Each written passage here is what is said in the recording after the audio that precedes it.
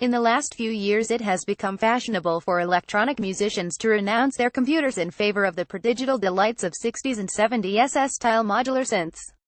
Evidently, the next logical step is the reappraisal of the pipe organ, for what is a pipe organ but the original synthesizer, its array of keyboards, knobs and levers designed to produce an awe-inspiring barrage of otherworldly sound. This is the thinking behind Organ Reframed, a festival of new works for pipe organ by doyens of the electronic avant-garde plus the odd intrepid indie rock band, now in its second year at Union Chapel, London.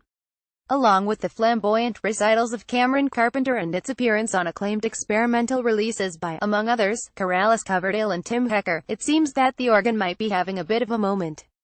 But, as the opening night of the festival shows, it's a tricky instrument to reframe. Of the 6 specially commissioned new pieces, efforts range from the kitschy Emily Hall to the atonal Phil Ney block without fully harnessing the organ's natural heft. It doesn't help that the Union Chapel organ, originally built by Henry Father Willis in 1877 and fully restored over the last few years, is completely obscured by the pulpit.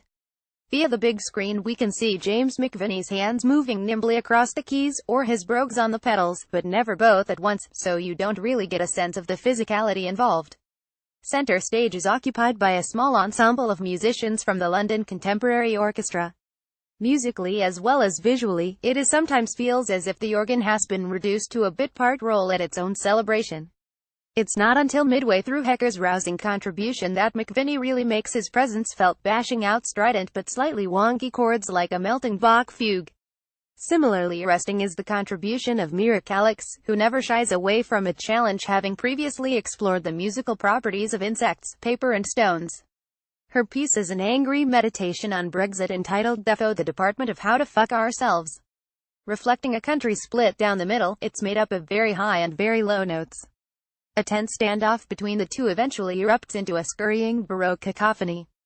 Perhaps the most effective reframing comes courtesy of Caitlin Aurelia Smith. Smith is one of those aforementioned modular synth buffs, whose beatific compositions make ingenious use of vintage machines such as the Buchla 100, eschewing their obvious sci-fi connotations for warmer, fleshier tones. She handles the transition to pipe organ with aplomb, delivering a piece of music that feels fresh and exhilarating, even if you suspect that much of that may be down to the use of flute, harp and xylophone rather than the organ itself. The following night's concert shows the value of keeping it simple as far as the organ is concerned. Festival curator Claire M. Singer plays unaccompanied except for an occasional sympathetic cello. Her cautious chord progressions aren't particularly adventurous, but she really knows how to wring the best out of this magnificent instrument, creating moments of sustained rapture. Minnesotan trio Low have never been ones for over-elaboration. They are renowned for playing slowly and quietly but with white-knuckle intensity. As a gift to the Union Chapel, a home from home for them over the years, they perform an entire set of new music, apparently inspired by Caravaggio's The Incredulity of St. Thomas.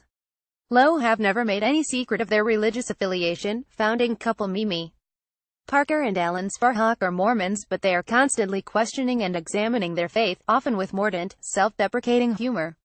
At one point in this subtly theatrical performance, Sparhawk wryly bites into an apple. At another, he pours water into his glass to make wine or possibly blackcurrant squash. Dressed entirely in black, he and Park stand solemnly at a desk singing and operating a basic drum machine while bassist Steve Garrington handles the organ. It's a setup that completely reinvigorates the band. While their last album, Ones and Sixes, seemed to lose its way in search of proper songs, these circular chants about doubt and faith feel vital and resonant. After an encore of Old Favorite Breaker, which sounds far more chilling than it ever did on record, Parker and Sparhawk exit the stage while Garrington, with assistance from Claire Singer, literally pulls out all the stops, filling the venue with a terrifying, polyphonic din. It may have stubbornly refused to be reframed, but the organ still has the power to transfix and overwhelm.